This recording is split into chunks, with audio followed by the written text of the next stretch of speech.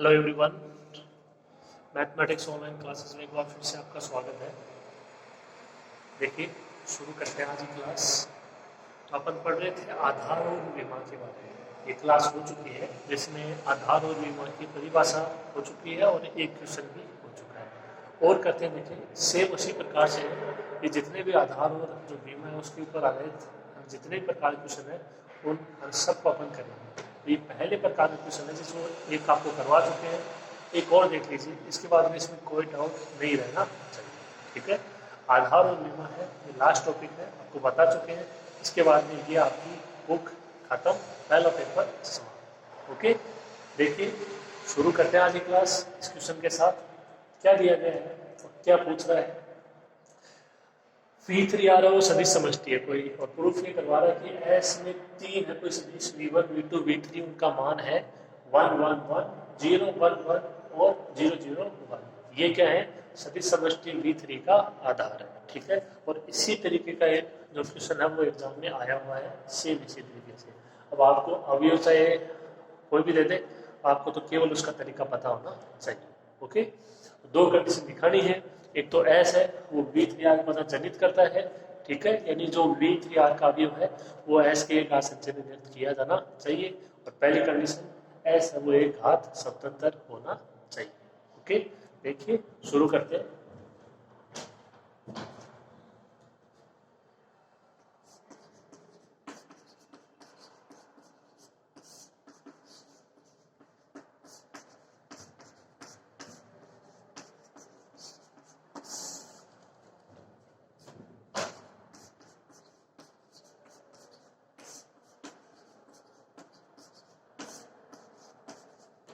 सर्वप्रथम सिद्ध करना है कि एस क्या है, एक घात स्वतंत्र। 30 दिशा V1 V2 V3 तीन लिख लेते हैं आर में।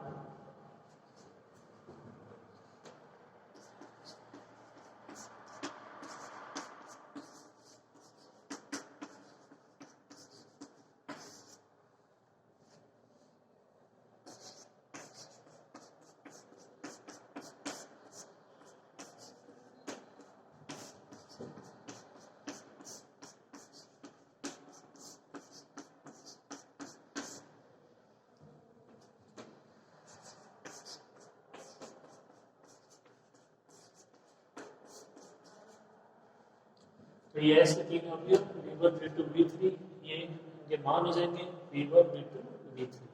Condition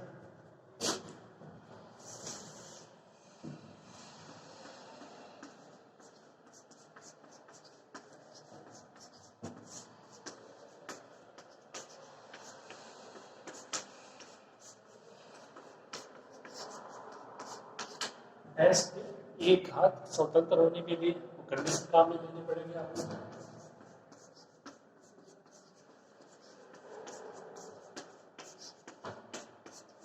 alpha 1 V1 plus alpha 2 V2 plus alpha 3 V3 is equal to 0। मान अप्लाई कर देते हैं V1 V2 V3 के।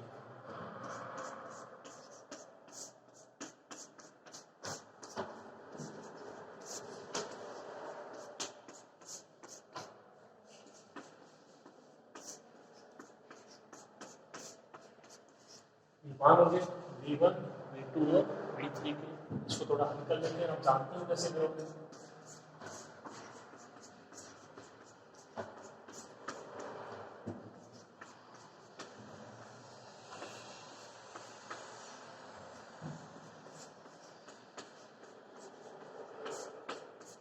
इनका मल्टीप्लाई हो गया, इनका योग हो जाएगा, तो तीन समीकरण आ जाएंगे, मान प्राप्त हो जाएंगे अल्फा 1 अल्फा 2 अल्फा 3।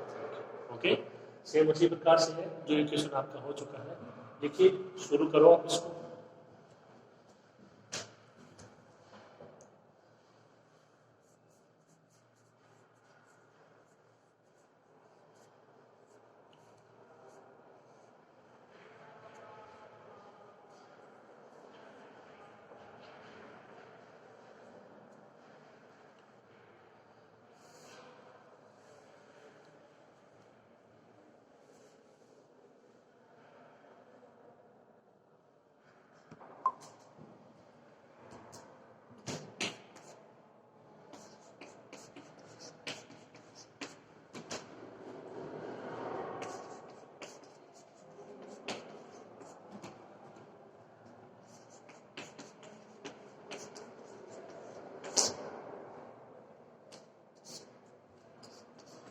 इनका योग हो जाएगा।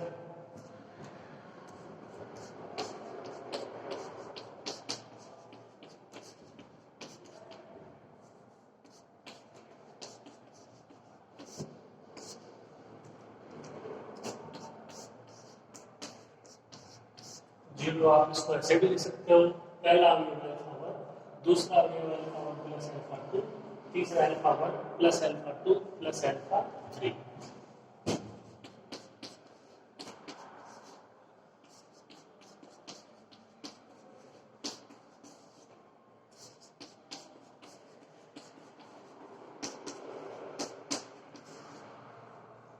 तीन समीकरण आ जाएंगे, समीकरण एक, दो और तीन, और इनकी सहायता से आसानी से मान ज्ञात हो जाएंगे, अल्फा वन, अल्फा टू और अल्फा थ्री।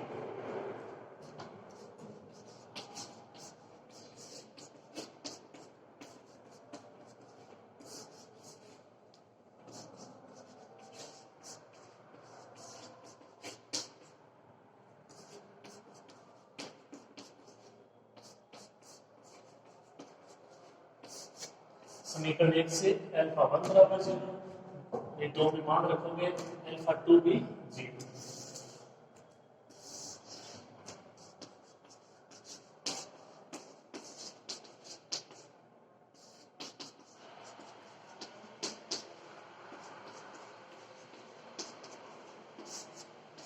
और तीन में रखोगे alpha one alpha two zero, alpha three भी जीरो।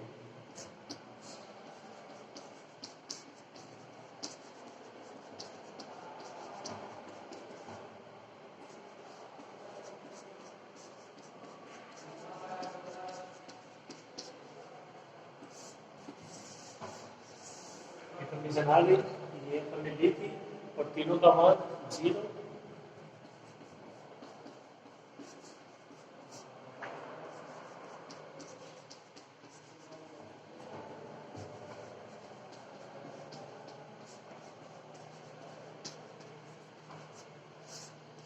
सदिश V1, V2, V3 अर्थात समुच्चय S क्या हो जाएगा, एक घात स्वतंत्र।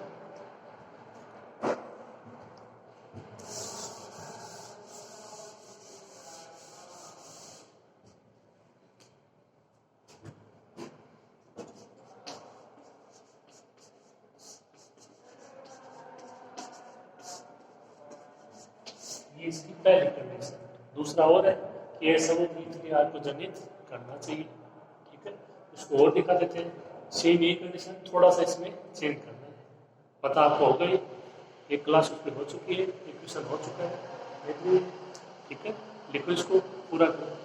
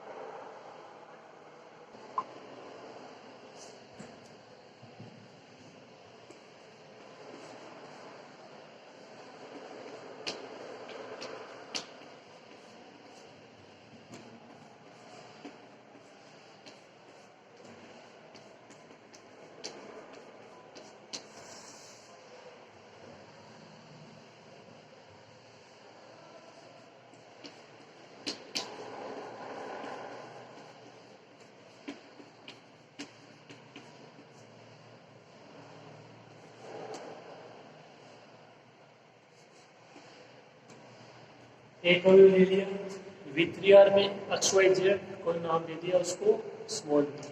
तीन अवयव alpha one alpha two alpha three भी ले सकते हो, अल्फा बीटा गामा भी ले सकते हो R में। कंडीशन क्या लेके चलनी है,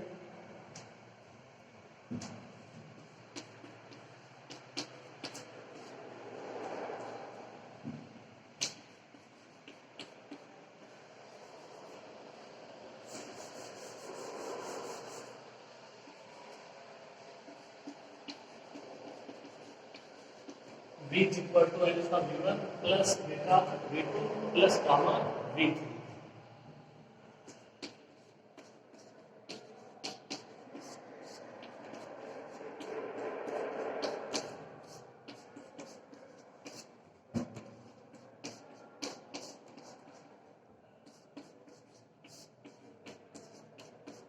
मान अप्लाई होंगे वी V1 V2 V3 के x y z alpha 111 plus beta 011 plus gamma 001।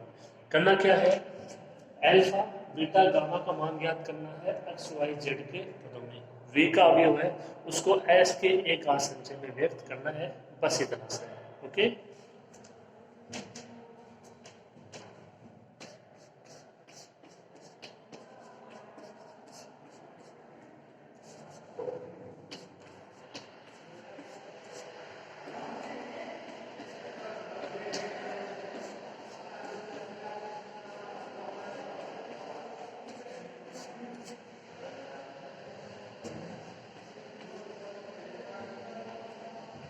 Multiply करते हैं alpha alpha alpha 0 beta beta और एक 0 गामा ऐड हो जाएगा इनका।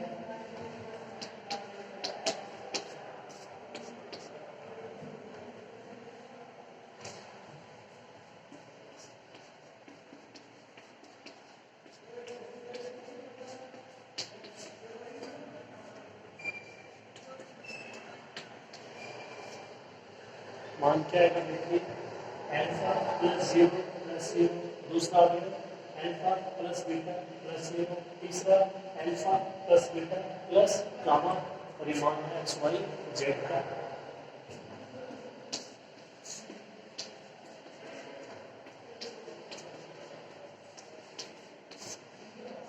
Alpha alpha plus beta plus gamma, ये एक्स वाई जेड का मान।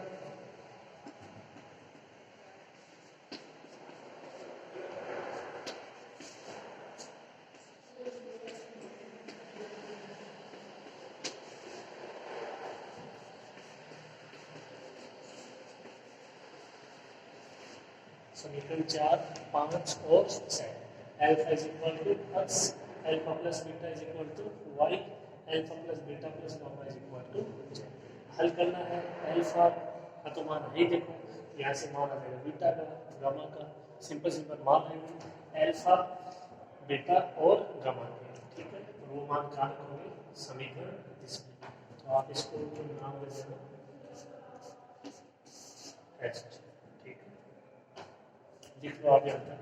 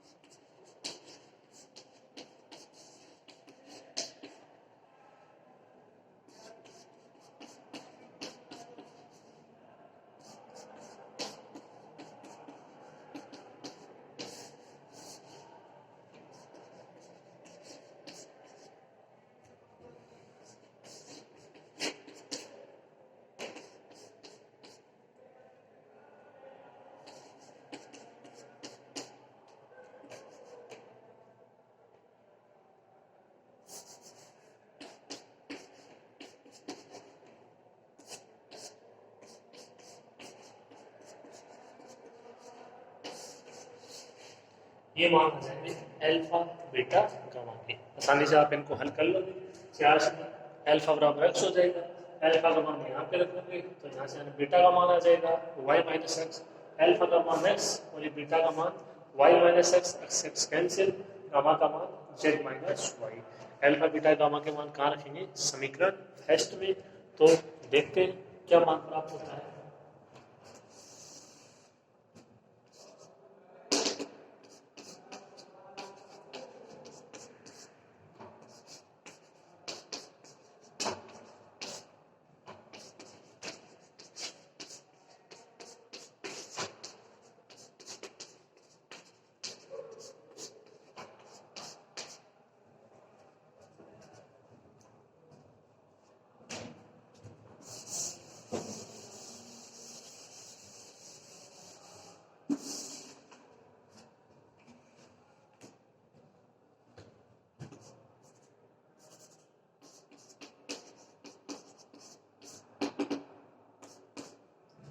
X y z is equal to alpha, alpha का मान एक्स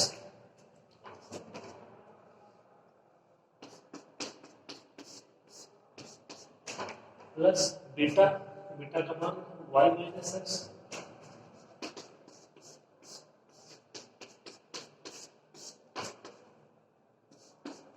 इंटू V2 0 1 1, फिर गामा जेड माइनस वाई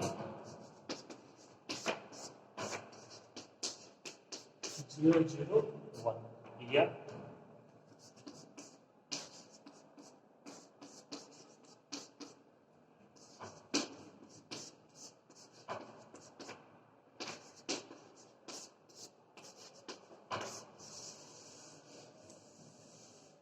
ये लिख दो, ये लिख दो, इनकी बात है, ये प्रतिचिह्न के रूप में इनके मान अप्लाई करती है। ओके, यहाँ से क्या होता है, ये एलएस की परिभाषा है, एलएस की परिभाषा है, लेकिन साथ में जो अवयव है वो किसके, अक्स वाई और जेड के रूप में है, यानी वो V3R के अवयव के रूप में है, यानी V का जो अवयव है वो एस के एक आर संचय में व्यक्त किया जा सकता है।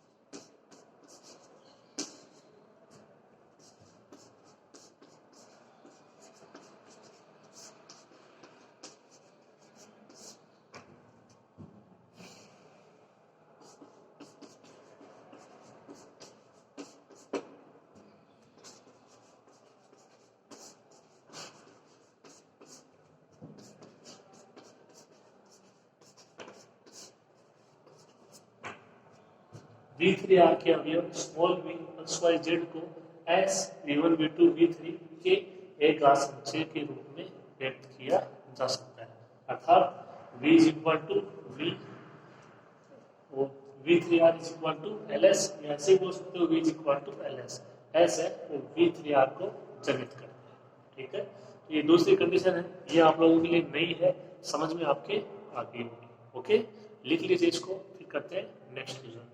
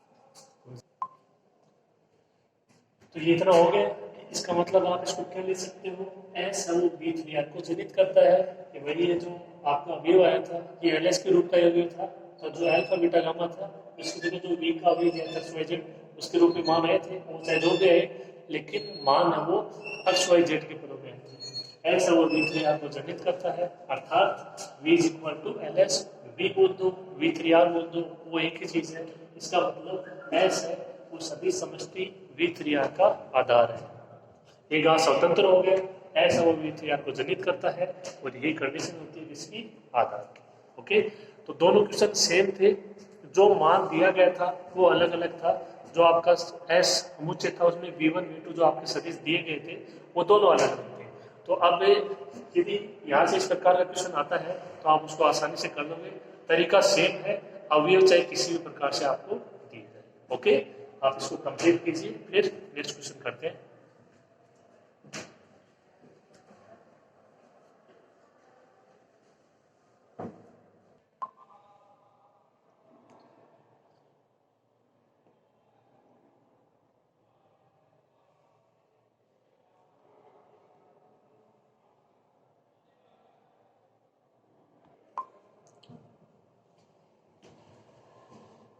नेक्स्ट क्वेश्चन पढ़िए आप। सेम इसी तरीके से है, थोड़ी सी लैंग्वेज अलग है तो वो भी हो सकेगा, ऐसी कोई चीज़ नहीं है जो हो नहीं सकती। देखिए पहले ध्यान से इसकी लैंग्वेज को पढ़िए, क्या इसमें दिया गया है, क्या अपने को प्रूफ करना है। ओके, यदि V फील्ड F पर समस्त 2 × 2 मैट्रिक्स की सदिश समझती है, V है वो फील्ड F पर सदिश समझती है, यानी VF है वो सदिश समझती है किस पर, समस्त ये 2 × 2 मैट्रिक्स का सदिश समझती है। यानी जो सदिश समष्टि VF है उसमें जो अवयव होंगे, यानी अवयव ले लिए मानिए V1 V2 V3 V4, तो वो जो होंगे वो क्या होंगे, वो सब मैट्रिक्स होंगे और मैट्रिक्स का ऑर्डर 2 × 2, ये आपको समझना है। ओके, फिर देखिए V के आधार से 4 अवयव के रूप में प्रकट करते हुए सिद्ध कीजिए कि V की विमा 4 है।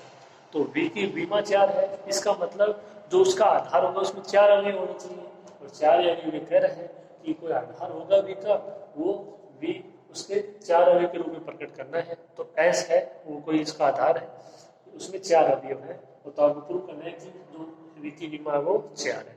तो अगर आपको इसकी प्रूफ करनी है कि इसकी विमा 4 है, तो उसके लिए आपको दिखाना होगा कि जो आपका S है तो इसका समुच्चय वो इसका क्या है, आधार है। क्योंकि आपको मैंने बताया था यदि आपको दिखाना है विमा, उससे पहले आपको प्रूफ करना पड़ेगा आधार कंडीशन। ओके, तो यहाँ पे आप कोई भी एक समुच्चय लो V का, समुच्चय S, ठीक है, उसमें आपको 4 अवयव लेने हैं। ये कह रहा है कि आप जिसको भी आधार लोगे, आधार प्रूफ करोगे, उसमें कितने अवयव, 4 अवयव, तो 4 अवयव उसकी विमा हम 4 हो जाएंगे।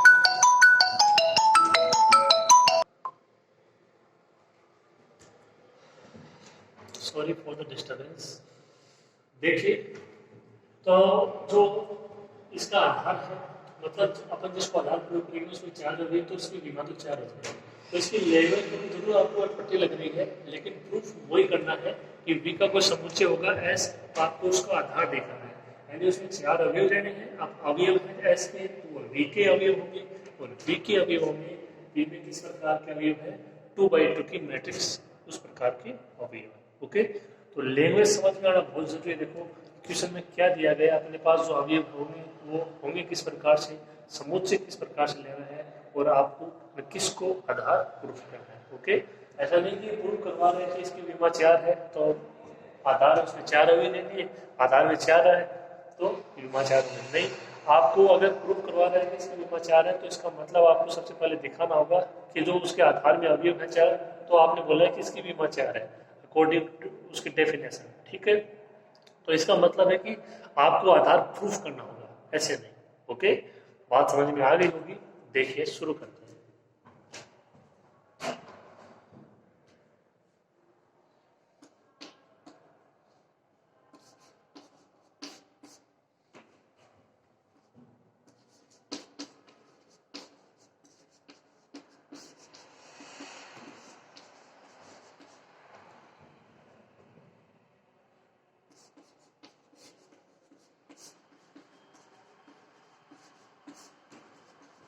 ये आपको दिया गया है कि VF क्या है, 2 × 2 मैट्रिक्स की सदिश समष्टि है। अब देखो यहाँ से अपने को लेना है इसका कोई समुच्चय ले लेंगे S,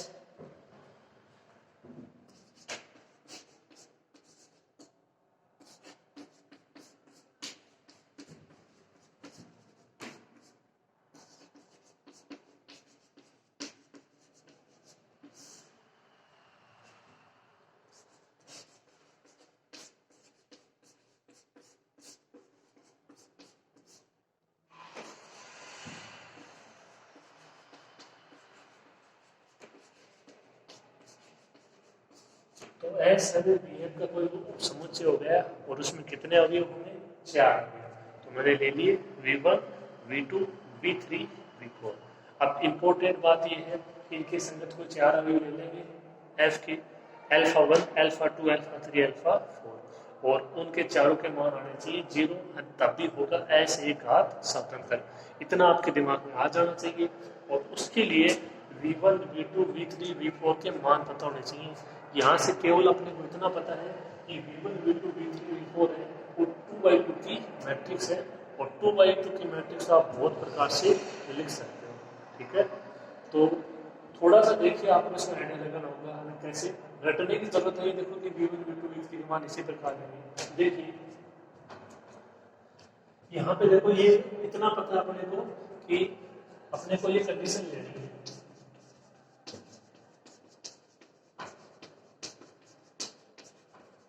ये कंडीशन अपने को लेकर चलनी है, इतना पता है। फिर यहाँ पे मान अप्लाई होंगे V1 V2 V3 V4 के। अब अपने को उन्हीं का पता लगाना है कि भाई हो किस तरीके से। तो मैट्रिक्स होनी चाहिए 2 बाई 2 की।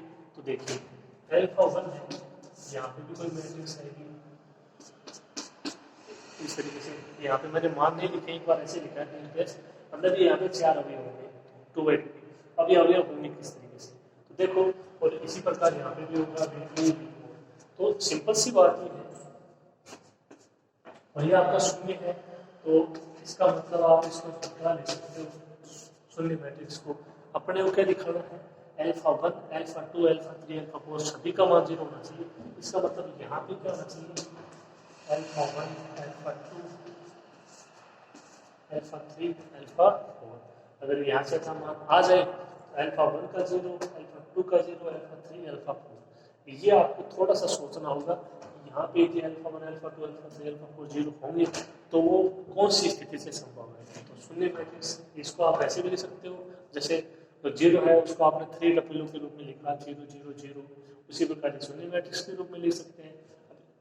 अगर ऐसा आ जाए तो थोड़ा सा आपको सोचना होगा। तो यहाँ से अल्फा 1 अल्फा 2 अल्फा 3 अल्फा 4 0।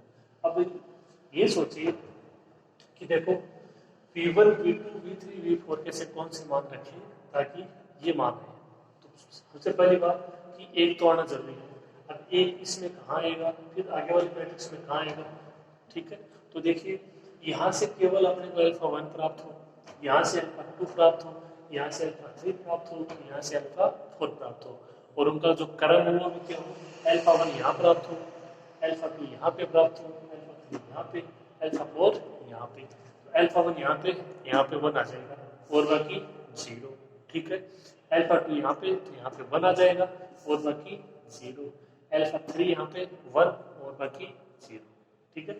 तो थोड़ा सा देखो भाई सोचना पड़ेगा, फॉर्मूला कोई नहीं है कि भाई V1 V2 V3 के मान लेने फॉर्मूला बता दो उसमें मान रख दे ताकि V1 V2 V4 के मान आ जाए, ऐसा नहीं होगा, ठीक है।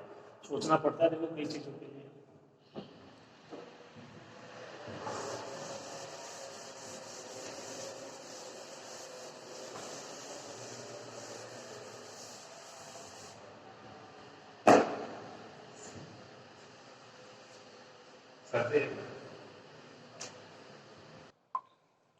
देखिए ऐसे V1 V2 V3 V4 इनके मान लिखते हैं कि मान होंगे किस प्रकार से।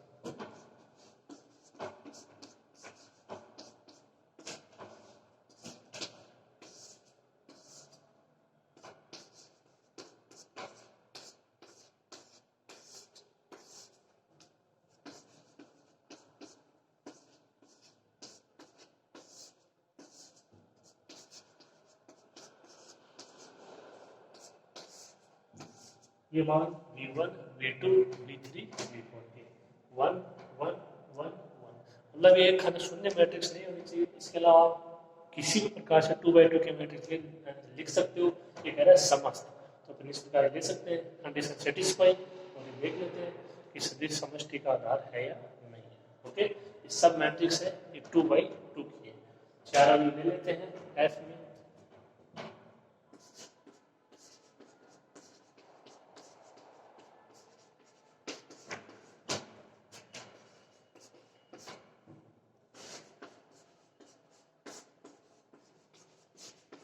Alpha 1 alpha 2 alpha 3 alpha 4 belongs to S इस प्रकार है कि इस मुझे S alpha 1 V1 plus alpha 2 V2 plus alpha 3 V3 plus alpha 4 V4 is equal to 0। ये मान रखेंगे, मान ज्ञात करेंगे अल्फा 1 अल्फा 2 अल्फा 3 और अल्फा 4 के। ओके, लिखो आप।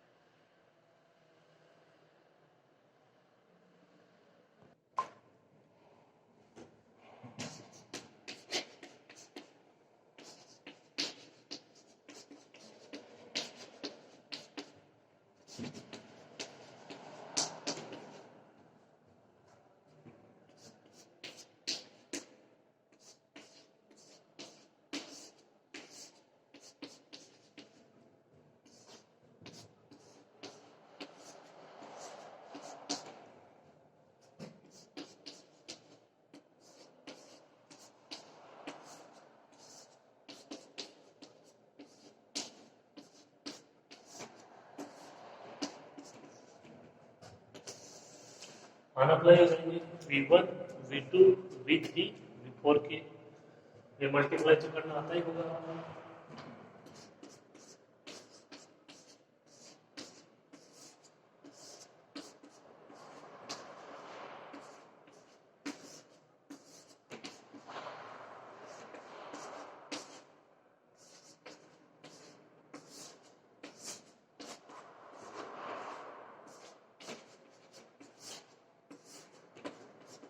ये मल्टीप्लाई हो जाएगा गुणा, और अगर मल्टीप्लाई करना आता है तो योग भी करना आता होगा।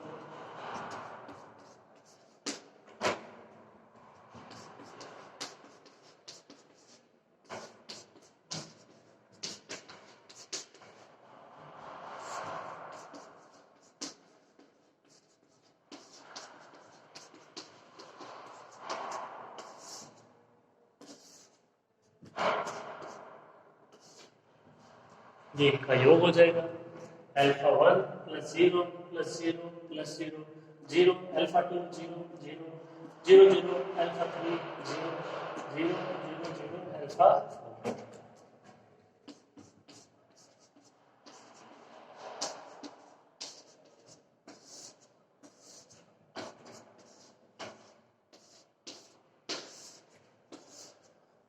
शून्य मैट्रिक्स को इस प्रकार भी लिख सकते हो, यहाँ से मान आ जाएंगे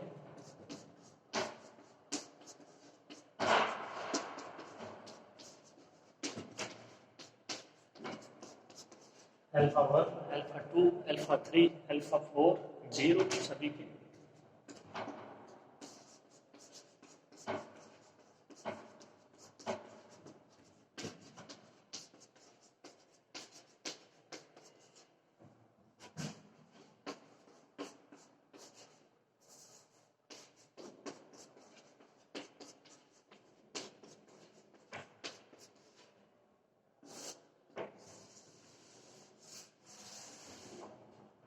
ये लेके चले थे, ये प्राप्त हो गया S यानी सदिश V1 V2 V3 V4 जो कि यहाँ पे 2/2 की मैट्रिक्स है, एक हाथ स्वतंत्र। एक कंडीशन और दिखानी है V is equal to LS। Okay, करो इसको।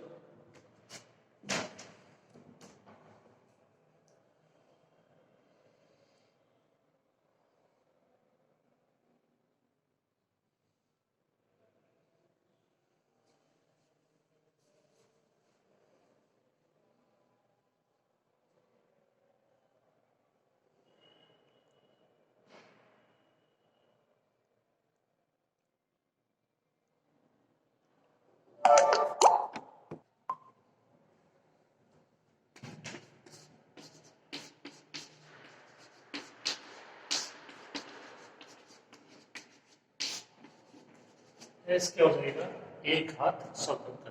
ये कंडीशन और दिखानी है कि एस अब वीएफ को जनित करता है, तो वीएफ में कोई अवयव ले लेंगे। यहाँ पे अगर 2/2 की मैट्रिक्स है तो आपको कोई मैट्रिक्स लेनी होगी यहाँ पे, और उसमें अवयव लेने होंगे। ठीक है, जैसे अब इसमें थोड़ा पता लग जाना चाहिए, जैसे उसमें सभी में बराबर आ रहा था, फिर अवयव ले लेते एक्स वाई जेड, तो इस प्रकार यहाँ पे भी जो आपकी शून्य मैट्रिक्स है वो नहीं होगी बराबर में, उसमें मान होगा कोई ना कोई, यानी कोई मैट्रिक्स लेनी होगी। उसमें ऐसा नहीं कि 1 0 0 ये नहीं, कुछ इस तरीके से लेना होगा कि उसमें जो आपके 4 मान होंगे 2/2 में, वो चारों मान शून्य होने चाहिए। ओके, ये थोड़ा सा पता लग गया आपका। जो अपन ने 2 क्वेश्चन किए हैं कि जो V3 R VF VR जो भी है उसमें जो अवयव देना है, जो दूसरी कंडीशन उसके लिए, वो अवयव आपको किस प्रकार डिफाइन करना है देखिए।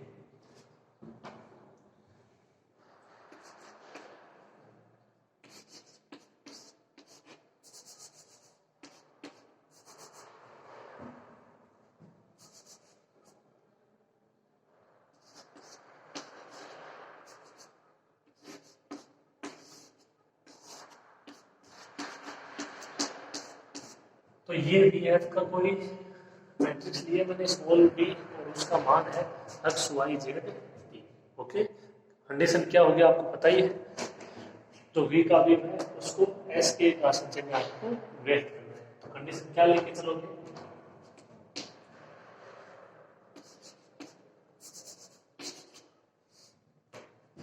चार अवयव है यहाँ पे V1 V2 V3 V4, तो 4 अवयव ले लेते हैं।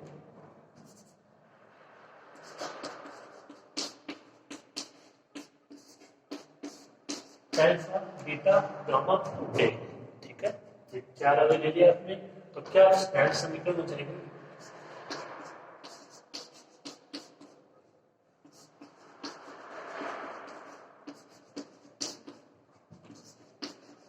ये समीकरण हो जाएगी v is equal to alpha v1 plus beta v2 plus gamma v3 plus del v4। v1 v2 v3 v4 के मान अप्लाई कर देते हैं और v का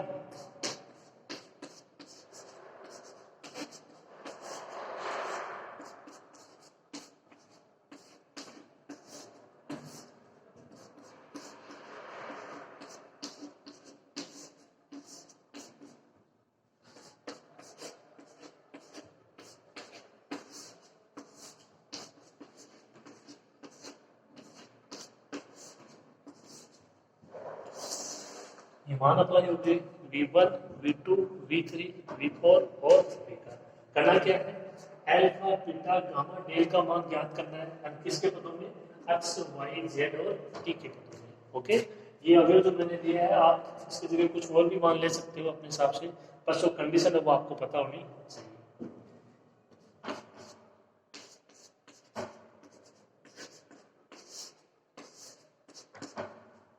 अब इनको मल्टीप्लाई करना है, ऐड करना है।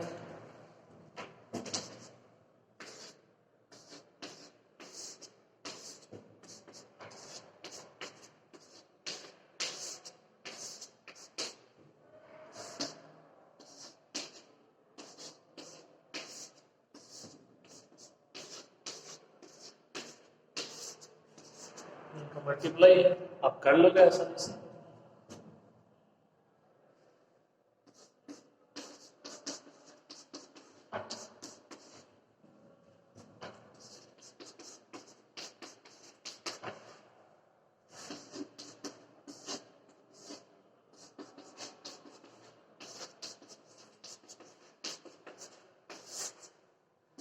एक का ऐड हो गया,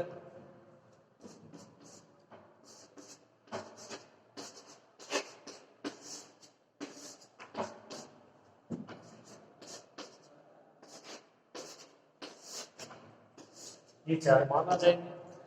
अब जो एक हाथ ना स्वतंत्र दिखाया, ये इसमें क्या अंतर है? वो थोड़ा सा अंतर है। अल्फा 1 अल्फा 2 अल्फा 3 अल्फा 4 थे तो वहां पे अभी ये थे वो तो वो आ गए, यहाँ पे ये थे ये आ गए। यहाँ पे था 0 0, यहाँ पे कोई अभी आ गया एक्स वाई जेड टी। ठीक है, और यही आता होता है। ठीक है, दो क्वेश्चन अपन लिखे हैं, आपने इसमें गौर किए होंगे। ठीक है, यहाँ से मान आ जाएंगे किनके? अल्फा बीटा गामा डेल के, वो अप्लाई कर देंगे। यहाँ पे इसको समीकरण दे देते हैं, देखिए अपन चाहे तो इसको दे दो चाहे इसको दे दो, इसको दे देना। ओके, लिखो थोड़ा सा।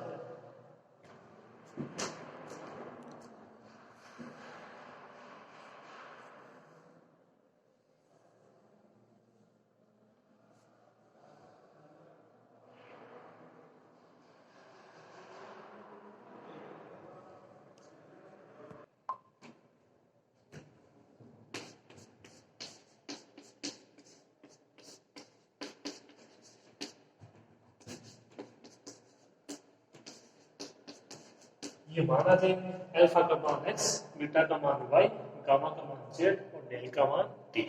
ये मान कहाँ रखेंगे? समीकरण फर्स्ट में।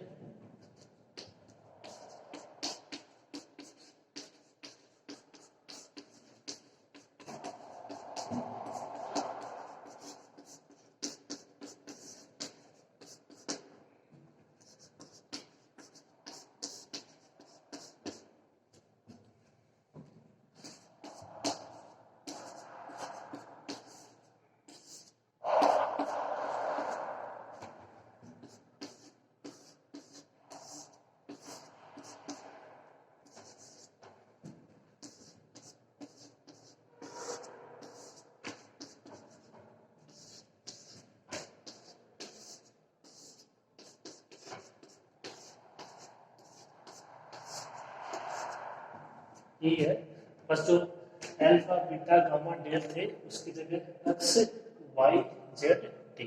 ये आपके v1 v2 v3 v4 और ये स्मॉल v।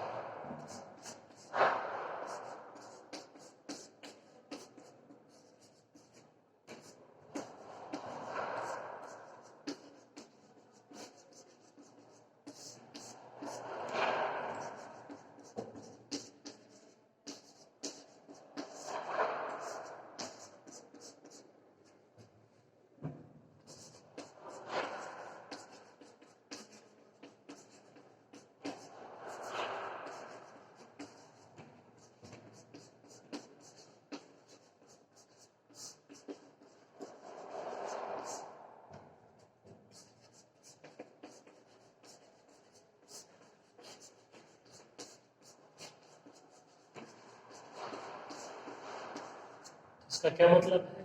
ये एक आसंचय की परिभाषा है, ठीक है। यानी एलएस में होते हैं एक आसंचय, ये एक अवयव है बहुत सारे अवयव के लिए, तो जो एक आसंचय था उसमें केवल ये था, और एलएस में क्या था? एक आसंचय का समुच्चय, तो ये एक अवयव लिया था मैंने, और अवयव में चेंज हो जाएगा, बहुत सारे सब हो जाएंगे, एक आसंचय का समुच्चय, यानी एलएस की परिभाषा है। और यहाँ पे अल्फा बीटा गामा यानी एफ के अवयव की जगह अवयव किसका है? वी का, यानी वीएफ के अवयव या मैट्रिक्स आप जो भी बोलो यहाँ पे वी, ये अपन ने लिया था एक अवयव, उसको एस के एक आसंचय में व्यक्त किया जा सकता है।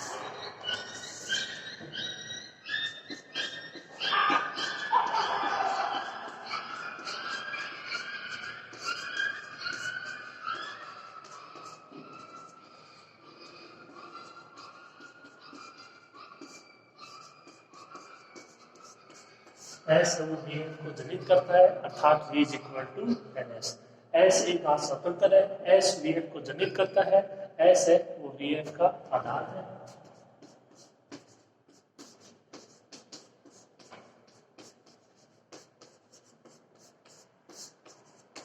और एस वी एफ का आधार है, तो जो इसकी विमा थी, वो जो सदिश समष्टि उसकी विमा क्या होगी?